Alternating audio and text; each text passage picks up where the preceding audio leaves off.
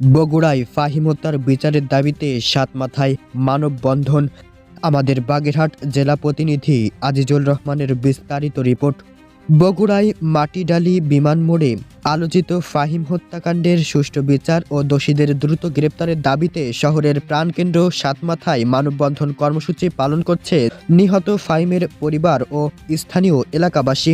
আজ অনুষ্ঠিত এ মানববন্ধনে অংশগ্রহণকারীরা ব্যানার ফেস্টুন হাতে নিয়ে হত্যার সঙ্গে জড়িতদের দ্রুত আইনের আওতায় এনে দৃষ্টান্তমূলক শাস্তির দাবি জানান। তারা বলেন, প্রকাশ্য এমন হত্যাকাণ্ড নগরবাসীর নিরাপত্তা নিয়ে নতুন উদ্বেগ সৃষ্টি করেছে। মানববন্ধনে বক্তারা অভিযোগ করে বলেন, ঘটনার পর দ্রুত ও কার্যকর ব্যবস্থা না নেওয়া হলে অপরাধীরা আরও উৎসাহিত হতে পারে।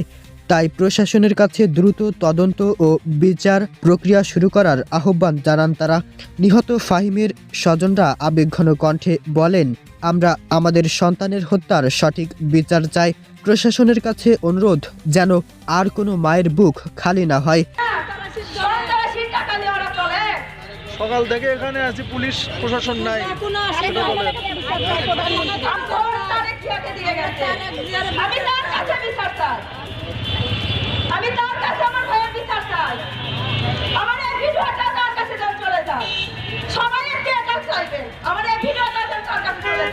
এ সময় উপস্থিত এলাকাবাসী পরিবারের সঙ্গে সংহতি প্রকাশ করেন।